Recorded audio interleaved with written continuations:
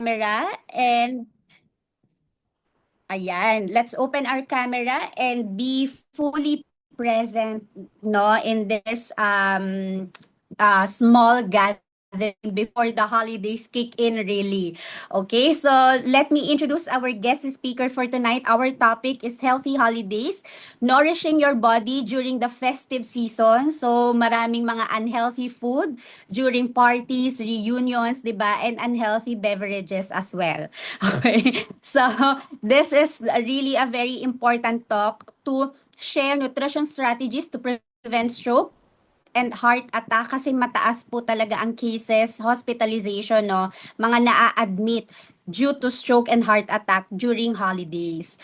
Okay, so we're very glad that we're able to have Dr. Carl Ngan, a practicing physician in lifestyle medicine, graduated top of the class in medical school, a registered medical technologist, and of course, most of us for sure know her already, no? Kasi nakikita na natin siya in social media across Facebook, TikTok, and Instagram with 800,000 plus followers. Grabe, di ba? So, let me welcome and let us all welcome, 'di ba? Let's type in the chat box. Welcome, Dr. Carl. Hello, Doctora. Thank you so much for being here. Hello, good evening, everyone. I'm so glad I was given the chance to share a little bit of knowledge for the holidays. Kumbaga, tiny gift ko na yun for everyone. I wish lang meron mga ganito on a larger platform. Pero at least kasi itong mga to, exclusive lang to my patients and to the other brand partners para naman tulong na rin natin sa holiday. So, I invited some of my patients. Ayan, yung galing sa Indonesia, meron din yung mga patient ko na nag-remission na for diabetes. Ayan, everyone is here. And new patients and old patients alike. So I hope with this simple health talk, may ma-impart tayo na pwede nyo rin i-share with your family para lahat tayo mag-benefit sa healthy, 'di ba? Sa healthy lifestyle. I mean, what is the best way pa to celebrate the holidays than to celebrate it with full health, 'di ba? Pagdating ng bagong panahon, tuloy ng bagong taon, yun yung pinaka-best gift. Kasi isa lang naman ang tanong natin parati sa mga loved ones natin kung healthy o hindi. Kasi kung healthy ka, the possibilities are endless. Pero kung hindi ka healthy, nako, napakadaming problema ang nangyayari. Tama ba? Can you type yes if you agree?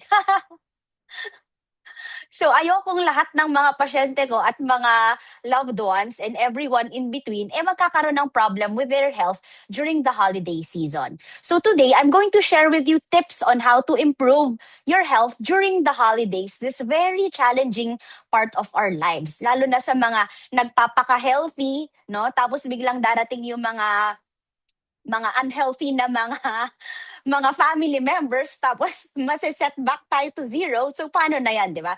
So definitely meron tayong middle ground for everything. So let's just I'm going to allow me to share my screen. Ayan. Ayan. So can you see my screen?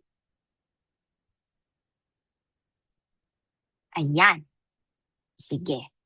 So, reserve all your questions for later. Iisa-isahin natin yan after our talk. So, jot down any questions that you may have. Okay? Ayan. So, let's start so that we end on time. So, today we are going to celebrate the healthy holidays with me, Dr. Karen. Okay. So, ang number one question, why do heart attacks increase during the holidays? Yan yung pinaka-main nating topic. And how to enjoy the season without sacrificing your heart. Okay. So the data is simple and clear. Larger studies show that during the holiday season na nagpe-peak from December 25 to January 1, mas marami ang inaatake ng puso and stroke. This is because, okay, the pattern is seen worldwide, hindi lang sa US, hindi lang sa Pilipinas, pati across Europe and other nations. Okay, mas marami talagang inaatake during this very festive season. Bakit kaya? Yun yung ano natin. So this is an article from the American Heart Association, okay, dated very recent, December 11, 2025, di ba? Every year actually, mataas ang incidence ng stroke and heart attack during the holiday season. Kaya kami dati sa hospital, natatakot kami kapag natapat yung duty namin ng New Year or Christmas kasi automatic. Okay, automatic siguradong toxic kami sa emergency room. Kaya yun yung kinakatukutan namin. Ayan. So bakit kaya? Why this matters? Most holiday attacks are preventable. Ibig sabihin, pwede natin siyang maiwasan. Okay? This occurs in people with known or silent risk factors. When we say silent risk factors, minsan kasi may mga taong hindi nila alam na diabetic pa sila. May mga taong hindi nila alam na hypertensive sila. May mga taong akala nila yung sakit nila sa ulo, parang migraine lang, yun pala may aneurysm. So maraming mga sintomas ang mga tao for high blood and diabetes, hindi lang pinapansin, di ba?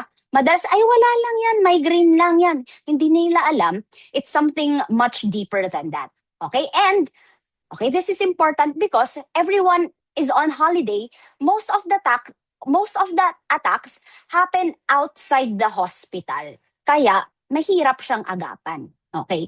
So, reason number 1, okay, bakit laging, okay, mataas ang heart attack and stroke during the holiday season? It is because everyone is in a festive mood. Tama ba? Kaya nga may overindulging in food. Okay. Ang holiday meals kasi more salt. Okay, yung kapitbahay mong makulit, ang pinadalang sarsa sa inyo napakaalat, pero hindi ka naman makahindi kasi syempre grasya yun, di ba? Sino ba naman tayo na mag-deny ng grasya? And more sugar. Lahat na ng klaseng dessert, lahat ng klaseng cake, lahat ng klaseng salad, mapa-graham cake available during the holiday season, di ba? More salt, more sugar, and more saturated fat. When we say saturated fat, yan yung klase ng fat na naninigas on room temperature. Sino dito ang batang 90s na kapag nakakita ng lard, yung pinangluluto dati ng mga cake, pinangluluto ng mga pastries, ng bread, yung naninigas talagang parang ice cream, ganun kakapal yung oil na ginagamit for cooking? That's called saturated fat. Yan yung klase ng fat na dumediretso sa ating arteries. You can look here to your right. This is a normal artery dapat. Kaso, makikita mo, meron tayong yellow plaque or yellow na sebo. Iyaan ang plaque kung saan nanggagaling ang heart attack. Kumakapal yung ating blood vessels. Okay, dumidikit ang sebo from all the lechon and fatty food and processed food that we keep on eating. Pakapal yan ng pakapal. So, ang mga nagkaka-heart attack, hindi yan kahapon lang nagkaroon siya ng heart attack or ngayon lang. It was an accumulation of years of bad eating and bad habits. And syempre, pag holidays, di ba, ang larger, then we eat larger portions because everyone is in a festive mood and generous. Kaya nga, ayan no, more salt is equal to higher blood sugar, ay blood pressure spikes. Okay? Bakit? Pag mas mataas ang asin sa dugo, okay, this draws more water to the blood vessels. Pumapasok yung tubig dun sa blood vessels, increasing the blood pressure.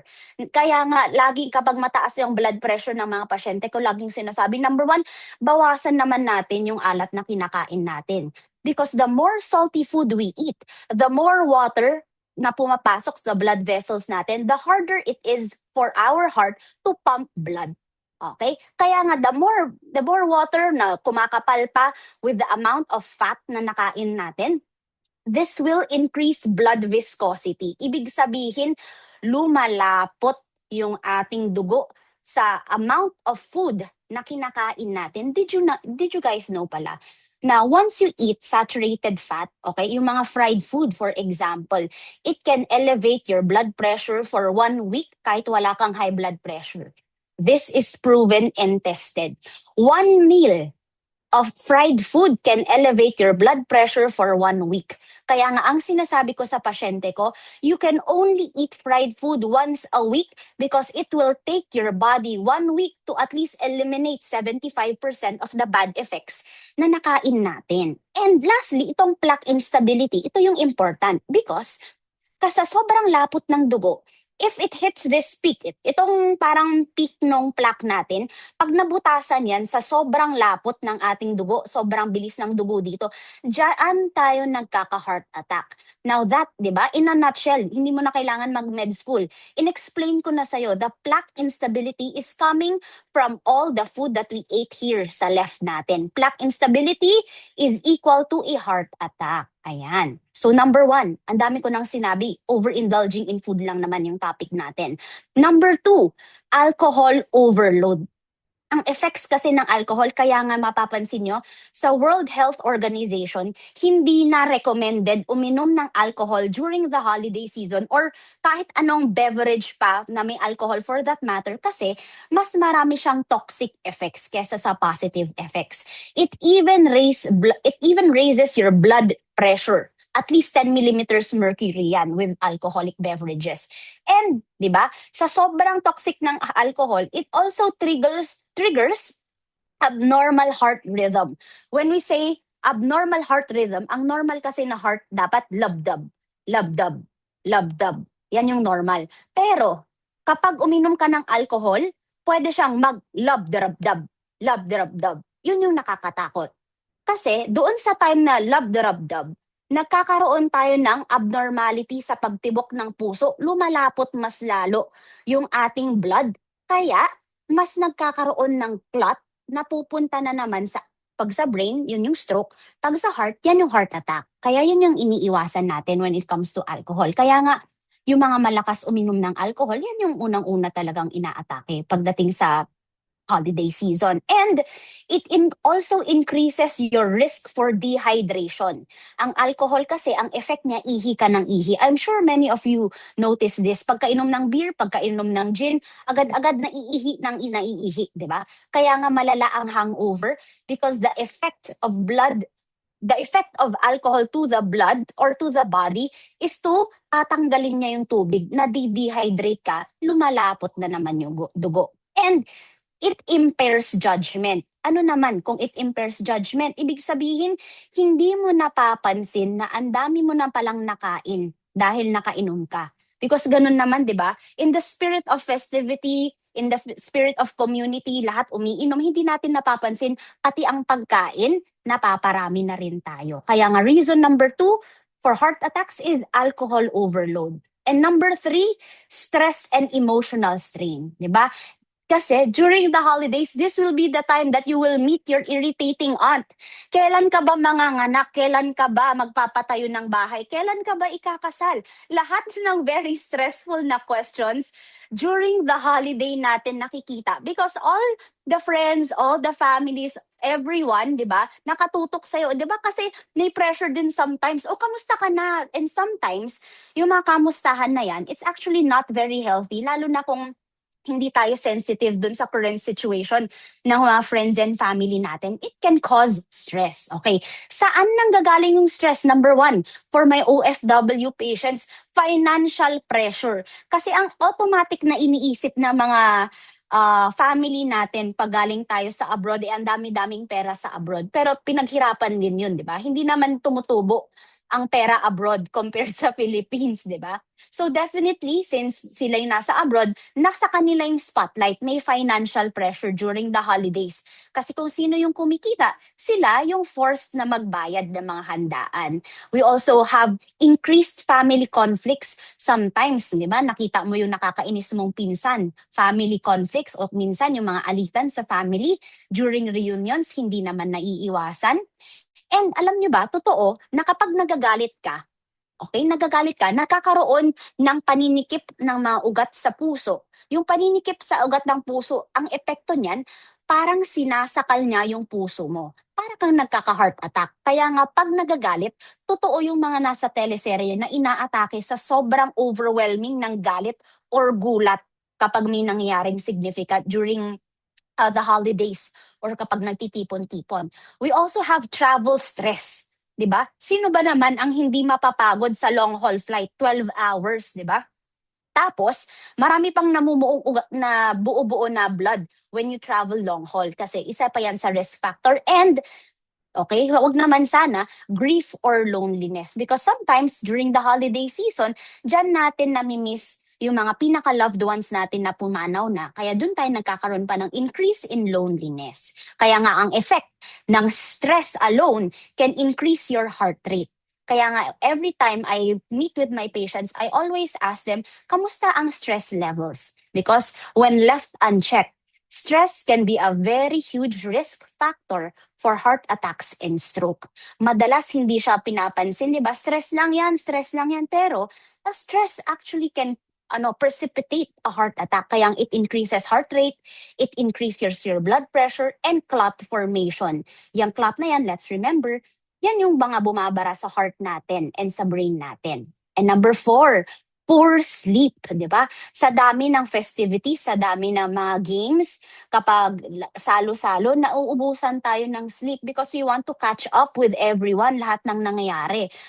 Ang nangyari, we have late nights and disrupted routine. Tumataas ang hormone na stress hormone called cortisol. Okay? Kapag mataas ang hormone called cortisol, tumataas na naman yung blood pressure natin.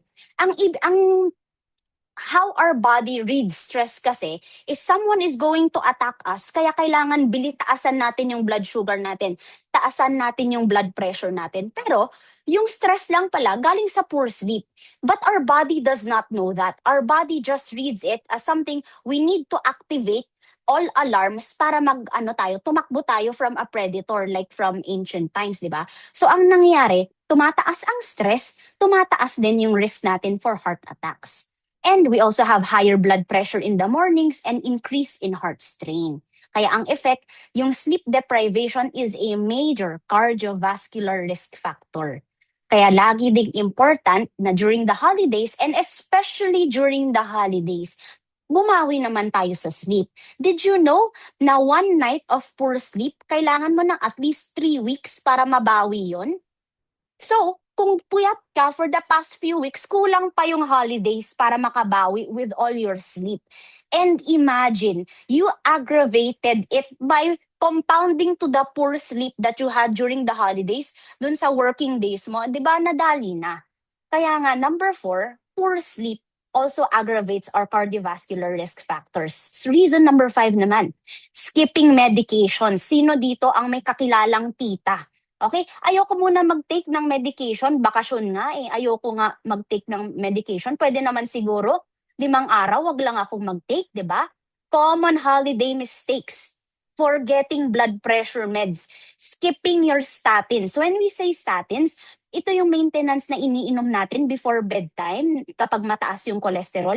Hindi yan basta-basta tinitigil because this can disrupt yung sebo na pinag-usapan natin kanina. Pag bigla nating stinap yung statins, madidisrupt yung sebo, pwede siyang makakause ng clot formation. Kaya isa pa yan, skipping medications. Pangatlo, running out of prescription. Diba? Kasi madalas, maaga na nagsasara, lalo na December 25, nagko-close na yung mga pharmacy ng mga maaga. Saan tayo kukuha ng maintenance? Wala. Every store, every pharmacy is closed. And ayan, bakasyon muna sa maintenance. Sino dyan ang may kakilalang ganun? Porket nasa vacation, hindi na dinala yung mga medication. Kinalimutan na lang. Nag-holiday din dun sa mga responsibilities. Di ba? Hindi dapat ganun. Kaya nga, again, the effect, this significantly raises the heart attack risk. Kasi mataas na nga yung blood pressure mo, mataas na yung blood sugar mo, tsaka yung cholesterol, hindi mo patinik yung maintenance. Ano na lang mangyayari? Kaya, don't skip your maintenance medications. Always remind your loved ones to take it. Reason number 6, delayed medical care. Yan yung madalas na naabutan namin sa emergency room. Okay, ang madalas kasing dahilan, holiday lang naman yan. Wala naman, ano lang to, nasa stress lang ako, wala lang tong nararamdaman ko. Bukas na lang ako magpa-check up dun sa pangangasim ko. Pero actually, did you guys know, meron akong very, hindi ko makalimutan yung pasyente ko noon na sabi niya, parang hindi siya natutunawan, yun yung pakiramdam niya. Pero sabi nung anak niya kasi na nang med school, Kapag hindi natutunawan ang isang taong may high blood, ang isang taong may diabetes, this could be a heart attack. So buti na lang, dinala niyang tatay niya sa emergency room, and lo and behold, when we run the ECG and yung mga blood test niya, meron siyang major heart attack na mask lang doon sa sinabing pangangasim. So it could be parang kala natin very minor lang. Pero in people who have risk factors during the holidays, huwag natin yung binabaliwala. Okay? Nakakahiya daw magpa-hospital during the holidays. Hindi, guys. Huwag kayong matakot pumunta sa hospital kasi ine-expect na namin yan. Okay? And if you delay your medical care, the larger the heart damage that you will have. The larger the heart damage, the higher your risk na hindi ka naaabot sa New Year. Okay, so let me show you what this looks like. This is the artery. Okay, this is the blood vessel and this is the blood clot. When the blood clot, bumara doon sa arteries that's feeding your heart. Siyempre, yung heart maraming dugo yan, pero meron siyang maliliit na tubo na nagsusupply din ng pagkain dun sa mismong heart natin. And if these tiny heart vessels nabarahan ng cholesterol, nabarahan ng too much lechon, leche flan, and graham cake, kumikitid yan, nagkaka-heart attack. And you can see here, kapag biglang nabarahan yan, small part of your heart dies. Okay? Pwede pa yan mabalik kapag naagapan sa hospital. But imagine, 3 hours na, 4 hours na hindi mo pa dinala sa hospital. Instead of ganito lang kaliit, kalahati ng heart na mamatay. Kaya sometimes hindi na sila nagigising. No? So that's the sad reality. Let's not forget na simple symptoms of patients na maraming sakit, hindi yan binabaliwala. Okay? Do not delay medical care. Kung may nararamdaman, pumunta na agad sa ospital. Okay. So, can anyone guess ano dyan ang pinaka simptomas ng heart attack? Is it A, chest tightness or heaviness? Is it B, jaw, arm or back pain? C, shortness of breath. Okay, yung parang hinihingal, yung hindi ka nakaakyat ng hagdan. 4, cold sweats, yung parang hindi mo alam bakit kaya parang may masamang nangyayari, di ba? Yung parang kapag ninenervyos ka, yung kamay mo na linalamig na, tapos nagkakaroon ka na rin ng pamamawis dito sa forehead. Sudden fatigue or nausea, kasama ba yan? Okay, ay naulit, sorry. So these symptoms, actually, sino dyan ang symptoms ng heart attack? All 5 of these are symptoms of heart attack. Yun yung nakakagulat. Akala mo nahihilo ka lang, akala mo nangangasim ka lang, akala mo dyspepsia lang, heart attack na pala. Ito yung pinakakailangan nating i-watch out for. Akala mo pa nga mo lang yung sumasakit. Pero kasi, the distribution of the nerves ng heart natin nakadwire sa jaw area natin. So, it does not mean kung left lang yung masakit, wala lang yun. Left or right, it's the same. Left arm, right arm, it can still be a heart attack. Okay? Most common lang yung left-sided pain when you have a heart attack. Pero right-sided pain can also be a heart attack. Okay? So, wag natin babaliwalain yan. So, people with heart attacks experience this severe crushing chest pain. Yan yung pinaka-classic. Sobrang sakit na kailangan pa namin sila bigyan ng morphine para lang maibsan yung sakit. So, hindi lang yun yung classical symptom. We also have itong mga back pain, yung nasa gitna ng shoulder blades. That could also be a symptom of a heart attack. Ayan. Next. Okay, but the good news, okay, may good news naman sa lahat ng sinabi ko. You can still enjoy the holidays. Okay, wag tayong malungkot. Heart health is not about restriction, it's about smart moderation and consistency. Okay? Hindi ko kayo pinipigilan kumain ng lechon, ng leche flan, etc. But alam natin dapat saan tayo magdodraw ng boundary when it comes to eating these indulgent food. Pwede naman, let's just draw a line. So let's define that line later. You don't need perfection, you need awareness, because the more aware you are of your bad habits, the faster you will correct it. Kasi kung hindi mo alam na mali yung ginagawa mo, how will you correct it, di ba? Kung hindi mo alam na ang fried chicken everyday is masama, hindi mo siya isa-stop. Tama ba? Akala mo fried chicken protein, okay lang, masarap. Pero kung hindi ka nasabihan ng doktor mo na masama ang fried food everyday, hindi mo patitigil, di ba? So ngayon, we're just raising awareness on how to improve our holiday health. Okay, step number 1. Okay, you can definitely take pictures of the slides. Wala namang ano dito. Step 1, eat smart, not less. Paulit-ulit ko tong sinasabi sa pasyente ko. Hindi ko sinabing gutumin mo yung sarili ko. Sinabi ko lang, eat smart, not less. Ibig sabihin, start with veggies. If you are in charge of your holiday handaan, if you are in charge of your holiday menu, make sure na meron tayong gulay pa rin. Make sure na meron tayong chop suey, make sure na meron tayong kangkong, meron tayong mga roasted na vegetables kasama ng mga turkey natin or yung mga andoks natin or yung mga lechon. Let's just make sure na may vegetables. Huwag natin siyang kakalimutan. And kung papipiliin tayo, choose grilled over fried. Bakit?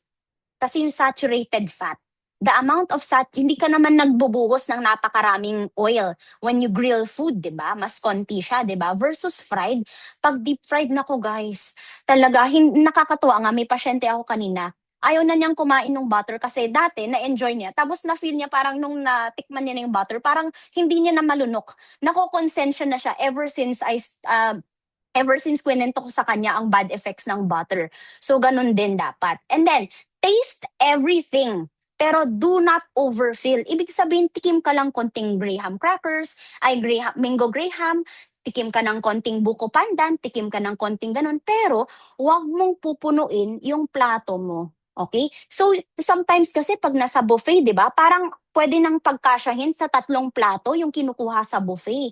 Okay guys, walang humahabol sa atin. Huwag tayong scarcity mindset pagdating ng holiday season. Hindi tayo mauubusan. Pwedeng konti-konti lang yung kainin natin. Okay? Next, watch out for sauces and salts. Kasi 'di ba, masarap ang lechon, sobrang daming sarsa. Pero ang hindi natin alam, those are also hidden calories, very high in fat, yung mga mayonnaise natin, yung mga hinahalo sa chicken salad, yung mga hinahalo sa sa fruit salad. Sometimes other people put dairy whole cream milk tapos may mayonnaise pa. Nako, very high in saturated fat. You can just eat 1 to 2 spoonfuls, pwede na siya. Wag na nating sobrahan. And must do, enjoy food, just control the portions. Okay, just control the portions. Wag naman yung maliit lang na piraso. Pwede naman 2 subo, yung natikman mo lang, pero definitely, hindi ka na dun mabubusog. Okay? Step number 2, drink responsibly. Okay. How? Okay, paano? Paano natin gagawin yung drinking responsibility? Drinking tip number 1, alternate alcohol with water. Okay? Balikan natin yung sinabi ko kanina because the effect of alcohol in our blood is dehydration. And our body mistakes dehydration as hunger.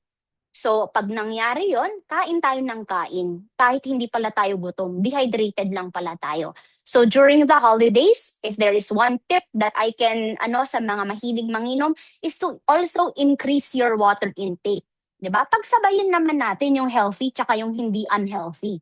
Okay? Hindi lang yung puro unhealthy yung ginagawa natin. Also, increase your water intake so that we stay hydrated. And number 2, set a personal limit. Okay? Bago pumunta sa isang party, okay. Today, for the holiday, maximum ko na ang 1 bottle of beer and 2 shot ng kung anumang heavy liquor ang meron. Go in with a plan. Okay? Do not go to a party lalo na kung may high blood, lalo na kung may diabetes. Go to special occasions with a plan. Set your limit, set your boundary. Okay? Next, avoid binge drinking. Okay? Bukod sa heart attacks, bukod sa stroke, ang isa sa pinakamataas na nangyayari during the holiday season, motor vehicular accidents. Okay? Kasi people feel invincible kung nakakainom sila with alcohol. A certain percentage of blood alcohol level, pag nakainom ka, you feel invincible. You feel like you're on top of the world. Yun yung mali. Diyan tayo nakaka-aksidente and napapakain. Then, skip your alcohol if your blood pressure is uncontrolled. When I say your blood pressure is uncontrolled, pag mas mataas yan sa 160/80, huwag mo nang tangkain na uminom ng alcohol. This implies na Even on the holidays, bring your blood pressure measuring device or your sphygmomanometer para ma-check natin yung blood pressure. Hindi yung hula-hula. Hindi nahuhulaan ang blood pressure because your blood pressure could be 200/90 pero wala kang nararamdaman. Okay? Minsan naman yung ibang tao, 140/70 lang yung blood pressure, ang sakit na ng ulo. So it's very different for very different people. Pero, ang hindi natin pwedeng asahan is may sintomas parate ang high blood pressure. Kasi madalas, wala siya. And it almost always strikes when we least expect it. So take away, your heart does not need excessive food or alcohol to celebrate. We celebrate with the people and not with alcohol, di ba? We celebrate the community, we celebrate family. Yun yung sineselebrate, hindi yung presence of alcohol. Ayan. Step number 3, move daily. Hindi dahil during the holidays na hihiga na lang tayo 4 to 6 hours straight para makapagpahinga. Okay? Hindi yun okay. Did you guys know na 3 weeks na nakahiga ka lang? 3 weeks, let me repeat. 3 weeks of physical inactivity is worse than 3 decades or 30 years of aging. Ganon kalala. Okay? Ganon kalala ang hindi gumagalaw. So imagine for prolonged periods of time, hindi ka gumagalaw, tapos napapagod ka pa. Why? Ask yourself, hindi ka naman nag-marathon, bakit pagod na pagod? Ibig sabihin, very mahina na yung heart natin. Konting galaw, pagod na agad. No, you should question yourself kung bakit ganon. So, ang movement tips natin during the holiday, I'm not saying magsasubscribe tayo sa CrossFit na class, pero just walk after meals. Very simple gagawin natin. Walking after meals, at least 15 minutes, galaw-galaw ka after mong kumain, makipagchismisan ka dun sa other friends and family mo, lumabas ka saglit, umakyat ka ng hagdan, just walk after meals. Huwag tayong dediretso sa sofa, hihiga at matutulog. Number 2, stretch in the morning. Okay, bakit stretching in the morning? Because movement, okay, any form of movement will trigger the release of a very special chemical called nitric oxide. Now, nitric oxide is triggered kapag may movement yung katawan natin. So, nitric oxide is the natural vasodilator. Ibig sabihin, nakakababa siya ng blood pressure. Kaya ang mga taong laging nag-exercise, mababa ang blood pressure nila because they have lots of this special chemical called nitric oxide. And dapat we also at least target 20 to 30 minutes of movement per day. Okay? Hindi ko sinabing 7 hours kang nag-exercise. Okay? Hindi ka naman sinabing mag-swimming ng matagal. 20 to 30 minutes of walking lang with your loved ones. Diba? Maganda nga, if you live in a subdivision, maglakad-lakad kayo around the subdivision, magchika-chika, kaysa yung nakahiga lang. Diba? Ito nga yung pinaka-best time to get your movement kasi may time tayo during the holidays. So the effect of moving daily, it improves your blood pressure, this improves your blood circulation, and blood sugar control. Okay, blood sugar control. Kasi after a meal, sobrang bilis tumaas ng blood sugar natin. Ayaw natin yun. Kaya dapat lagi tayong may movement after we eat. Number 4, protect your sleep. Okay, sleep tips. Keep a regular sleep schedule. Okay? During the holidays, pwede naman siguro na 12 midnight until 8 a.m., i-protect natin for sleep. Huwag naman yung matutulog tayo ng 3 a.m. tapos magigising tayo 11 a.m. Dapat ang tulog talaga natin will be overnight. Matutulog ng gabi, magigising ng umaga para hindi na stress yung katawan natin. Yun yung normal circadian rhythm or yung normal na body clock ng ating katawan. Number 2, limit late night screen exposure. Limit. Bakit? The blue light that is emitted from your screen, this inhibits the production of melatonin. Melatonin, that's the natural hormone that induces sleep. The more you subject yourself to the blue light coming from your screen, mas nai-inhibit yung sleep mo. Okay? Kaya bawasan natin yan. Number 3, avoid alcohol before bedtime because nakakataas yan ng blood pressure at bukod doon, nakaka-disrupt din ng sleep kasi magigising ka maya-maya, iihi ka ng iihi, di ba? So avoid alcohol before bedtime because this also promotes poor sleep quality. Ayan. So, the better our sleep quality is, sleep is good for the heart's recovery. Ayan. Kasi imagine our heart beats billions of times throughout our lifetime. Tapos nanakawan mo pa siya ng time to rest kasi nagpuyat ka dahil nanood ka lang ng Netflix, bigyan mo naman siya ng break. Okay? Bigyan naman natin ng konting pahinga yung heart natin na sulitin natin yung sleep para makarest din siya. Okay? Kasi when we sleep, bumabagal yung heart rate natin, hindi siya masyadong mabilis nagtitibok. Okay? And step number 5, do not, I repeat, do not skip your medication. Ang medication, hindi yan nag-holiday. Ang medication, araw-araw tinitake kung may medication tayo. Take your meds daily and bring your medication when traveling. Okay, dapat, kung meron kang maintenance, lahat ng bag, dapat meron tayong maintenance medication. And always refill your medication if you have parents na may medication. Refill na before the holidays. Make sure na nasa checklist na laga natin. Nasa grocery list na rin natin yung mga maintenance before mag-holidays or pumunta elsewhere, di ba? So, ang best tip is to combine lifestyle and medication for the best protection of our heart. Hindi yung agad-agad na tinanggal na lang natin yung maintenance medications. And to support heart health, ito yung pinakamaganda. Okay, so ito yung mga mai-introduce sa atin today. Ang pinaka-active ingredient is coenzyme Q10. So we're not saying that this will replace your maintenance medications, but I'll explain bakit siya maganda to support our heart. Did you know itong coenzyme Q10? Itong coenzyme Q10, which is the active ingredient of coquinone, na-discover nila na ang coenzyme Q10 mababa, okay? Mababa yung vitamin na to sa mga taong may heart failure. Kaya nauso ito na-discover actually nito nung 1950s na patients with heart failure, nakita nila na itong vitamin na to very mababa. So when they did studies, ang nakita kasi, saan ba natin nakukuha dapat ang coenzyme Q10?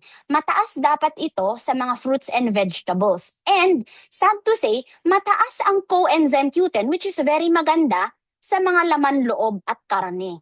Pero, wag niyong sasabihin na sinabi ni Doc Carl, dapat marami ang kakaining karne at saka laman loob during the holidays kasi mataas sa coenzyme Q10 for the heart. Wrong. Okay? Dapat, hindi yun natin ginagawa kasi tumataas din yung saturated fat natin tsaka uric acid if we eat yung mga organ meats tsaka red meat. Ang nakita kasi nila, nung in-isolate nila itong vitamin coenzyme Q10, they found that people with the highest amounts of coenzyme Q10 have healthier hearts.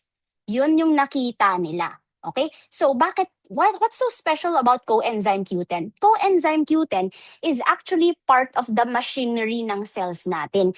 Yan yung gasolina na nasama dun sa cells natin. Siya yung nagpo-promote ng production ng energy. And mind you, because our heart is the only organ in our body that works 24/7, okay?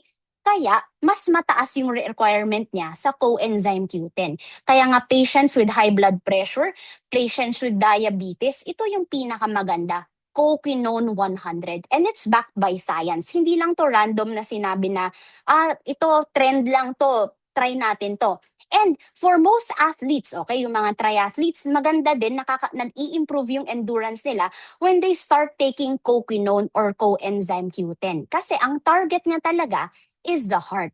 It's one of the fewest supplements in the world na proven na may scientific basis to improve heart health. Okay. Kaya kung pipili tayo ng supplements, yung proven na meron. And the second, yung pinakamaganda is proflavanol. Proflavanol, di ba? Grapeseed extract naman, yung kanyang main ingredient or yung active ingredient niya. So do you know how they found that grapeseed extracts were beneficial to the heart? Ang storya niyan kasi, yung mga French people, they found out na konti lang yung inaatake sa heart attack kahit ang lakas nilang kumain ng steak, kahit mataas yung diet nila sa saturated fat, because when French people eat, they almost always have red wine. Okay, so tinignan nila, baka naman yung alcoholic content yung nakaka-improve ng heart health. Pero bakit hindi yun nakikita sa mga taong uminom lang ng gin? Bakit yung mga hindi nakikita yan sa mga taong uminom ng whiskey? Ibig sabihin, nakita na nila na yung grapes, yung active ingredients ng grapes, yun yung may heart protective effect. Doon na-discover ang grapeseed extract. And kasama ang coquinone, it's one of the few real supplements that will improve talaga heart health, di ba? Naalala nyo yung parang sebo na pinakita ko kanina? Ang tawag dyan is the fat cap. Yung fat cap, okay, gawa siya sa mga activated na bad cholesterol. Okay? So ang proflavanol, mas malakas pa siya sa vitamin C and vitamin E combined. Ang ginagawa niya, dini-deactivate or tinatablahan niya yung active cholesterol so that it does not form plaques in the heart. Ganon kaganda ang proflavanol C. And ang side effect niya, mas maganda yung skin. Kasi, di ba, it's a very potent antioxidant na mas potent pa sa vitamin C and vitamin E. Kaya nakita nila, yung mga nagtitake din ng proflavanol, ang ganda din ng skin. So I also take that religiously for my skin. Wala naman akong heart condition, pero nakita ko ang ganda din ng effect niya. So why not, diba? And step number 6, ito pa, fish oil. Why is fish oil beneficial for the heart? Because it is anti-inflammatory. When we say anti-inflammatory, if you have hypertension, if you have diabetes, automatic yan. Mataas ang pamamaga sa ating katawan. Okay? So, if you're not able to eat 2 large servings of fish per week, ang pinakamaganda dyan, magsa-supplement tayo with Biomega, our fish oil, so that we stop yung inflammation. So, true story, yung mga patients kong nag-start with Biomega, umokay yung mga cholesterol din nila. Ang bilis bumagsak. From 400s, bumaba na to 200s. Okay? So, ang ganda din ng support niya. Kasi I don't usually see that dun sa clinical setting na nakastatin lang. Nung sinabayan namin ng fish oil, ang ganda. Bumagsak talaga siya. And lastly, okay, yung multivitamins natin, yung Cell Essentials, this is a very good supplement because it is the only supplement in the entire world na walang nakalagay na no approved therapeutic claims. Because it is the only supplement talaga that has been proven to treat and prevent vitamin deficiency. And yung pinakamaganda dito, if you are not able to commit yet to a fully plant-based diet, ang pinaka-okay talaga, we get all the nutrition coming from plants. Kaya important mag-supplement with vitamins and minerals. Ang special pa dito sa vitamins na to from USANA, it is the only multivitamin that can lower blood cholesterol, which has talagang nakakagulat, di ba? Multivitamin na nakaka-lower pa ng blood cholesterol. So overall, we've discussed about everything dun sa habits that harm the heart. We even talked about the support sa heart. So with that, I will end my presentation now with this. Who should be extra careful? Okay, sino ang mag-iingat? Dapat yung mga taong may hypertension, yung mga taong may diabetes, because meron na tayong mga plaque formation sa mga dalawang to. Mataas yung cholesterol, smokers and vapors, dun sa mga may family history of heart disease, and yung mga inatake na sa puso dati, yan yung mag-extra careful talaga tayo. Okay? Because we already have pre-existing na plaque sa heart natin, wag na natin siyang tusukin. So let's stay healthy and support our heart ng tama. Ayan. So, enjoy the holidays and celebrate with the family. Eat, laugh, and rest. Okay? So your heart is coming with you into the new year. Yan yung goal natin for 2026 para maging healthy tayo. Ayan. So actually, that ends my presentation. Thank you for listening, guys.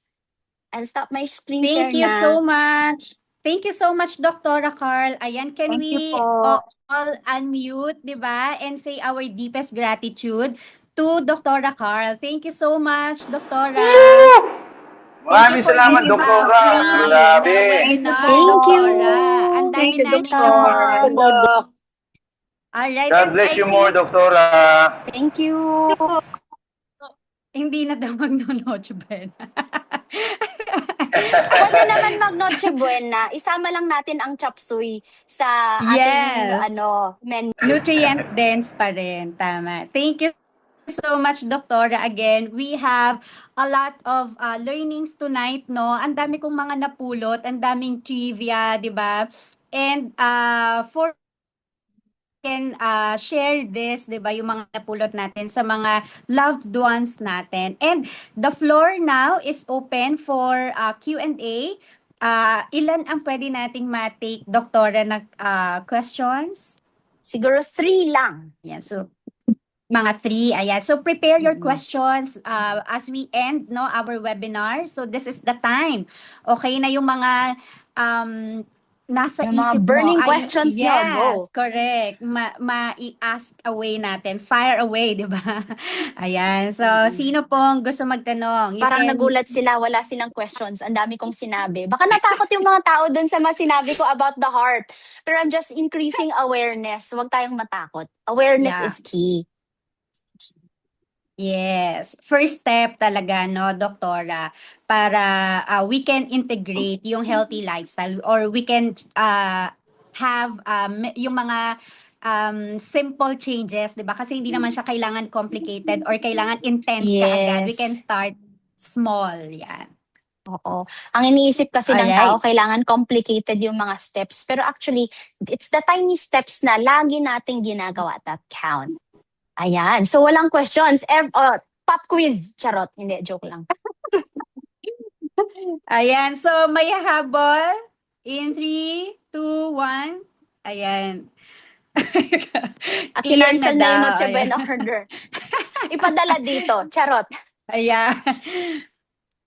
Okay, so last one. Ayan si Tita Fedelina, all the way from Hawaii. May question ka, Tita? Parang nag-unmute ka. Okay. You can raise your hand and unmute if you have questions that you'd like me to answer. Ibig sabihin, doktora, klaro. Wow, I love it! Hopefully, ma-share nyo din sa loved ones nyo yung mga tiny tips natin for improving our health and maintaining our health during this very festive season. Yes, doktora. Thank you. Christmas po daw. Ayan.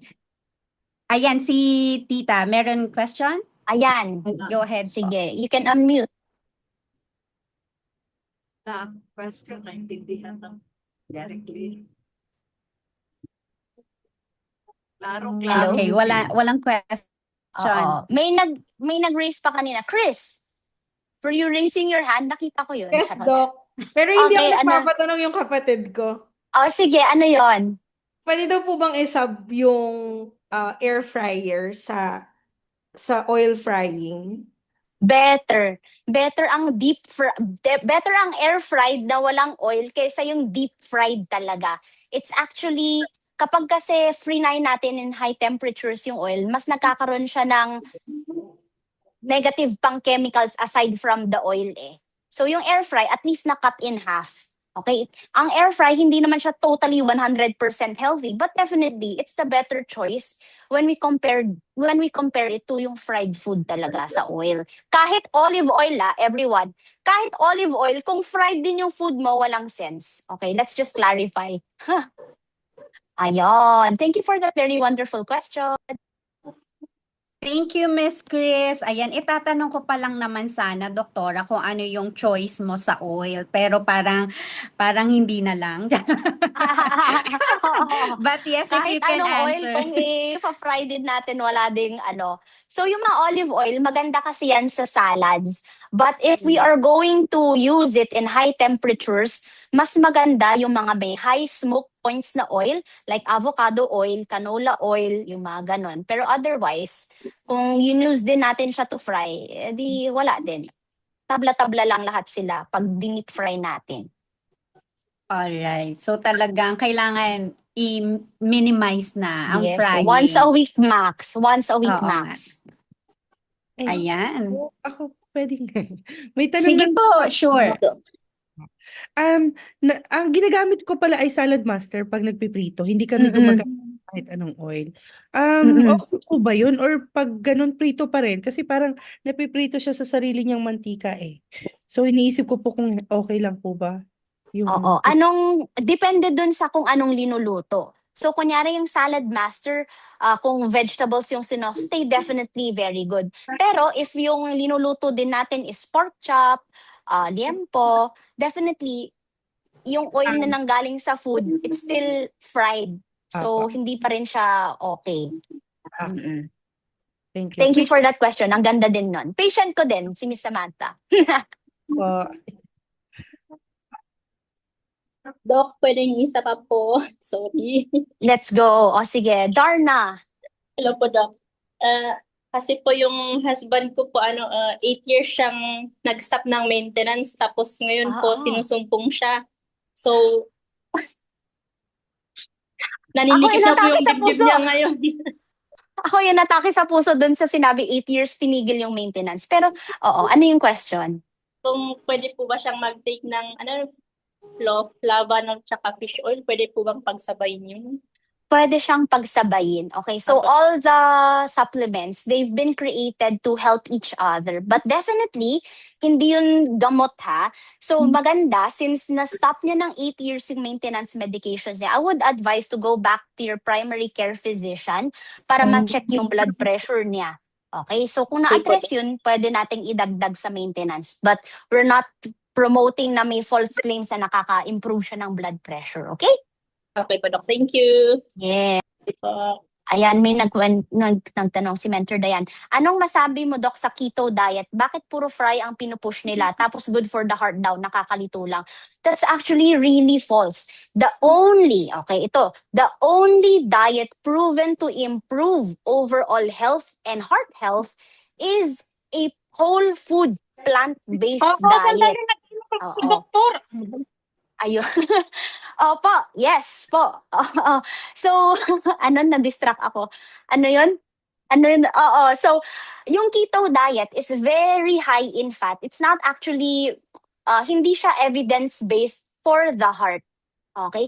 Nagawa lang siya dati, na-hype lang siya dati for other brain diseases. Pero for the general normal person that wants to be healthier, only a whole food, when we say whole food, yung linuto mo talaga galing sa palengke at hindi dinelata or na-package, whole food, plant-based, okay, galing marami sa vegetables, yun lang yung may pinaka-great evidence and good evidence to improve heart health. Ayan, sige. Ayan, si Ferds Wanane. Okay, you can unmute and... What's the question? Last Hello, question Doc. natin. Hello, Doc. Hello, patient Hi. ko din ba to? Tama ba? Yes po. Opo. Oo, ikaw pala. Oo, tama. Oo. Naalala niyo, Doc, yung triglyceride ko umabot ng 500. Yes. Tapos, ngayon normal na siya.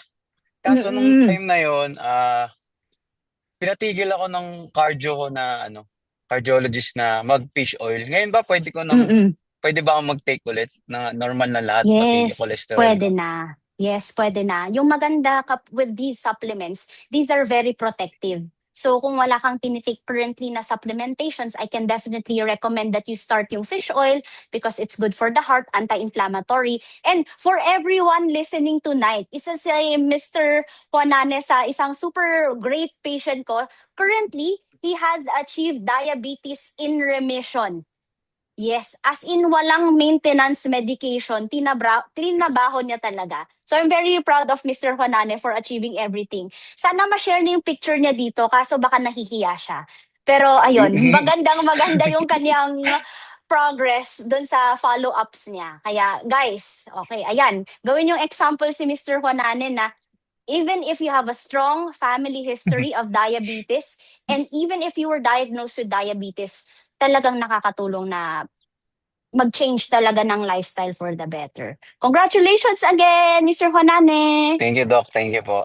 Yes, ayan. So, we've kinuha na natin lahat ng questions. Yes, Okay na Doc. tayo. All good. Kota na. Thank you so much, Doctora. Thank you. And thank you for the generosity to answer questions, no? So this is the time that we open our cameras, ayan, para Yes, makapag-picture taking tayo as we end the webinar session for tonight. And again, thank you so much, Dr. Carl, for opening your schedule for this. I know very busy Thank na, di you. ba? And to our participants, a pat in the back as well, no, for attending despite the busy schedule. All right. So if you guys are ready, give us your best smiles. Ayan. And I'll be taking photo in 3, 2, 1, and smile. Okay, got it. Thank you so much again, Dr. Carl. Thank And you. Thank you, Thank you, everyone. I thank hope may you. natutunan. God bless everyone Sana and sa, happy holidays. sana sa happy susunod na naman, Doktora. holidays. Yes. Happy Bye-bye. holidays. Thank you, Doktora. So you can follow, give Doktora follow no sa kanyang Instagram, TikTok, and Facebook. And if you want consultations, you can also message, no, Doktora, specifically ba Facebook, more on sa Yeah, Facebook all kapag three pwede consultation. naman. Pwede Oo. naman. Oo. And her secretary will be plotting yung schedule, no? Yes. Ayan. Okay. Ayun. So, kung Okay, meron God bless mga for everyone. consultations. Thank you, Oo, consult lang Doktora. kayo. Yes. Bye-bye. Bye-bye. Thank you so much, Doktora. So, this is a recurring event to all our participants. You can join in again every Sunday. But for next week, we will be taking a break because it's holiday season na talaga. We will be back in January. So, this is the same Zoom. So, you can just plug in every Sunday, 7 p.m. All right. So, ask the person who invited you if you don't know yet all the details. Thank you so much, everyone. This has been your host, Lyra, and this is Yusana, your health, your life, your way. God bless everyone. Happy holidays. Thank you, Madam. Merry Christmas, Bye-bye. Pogi.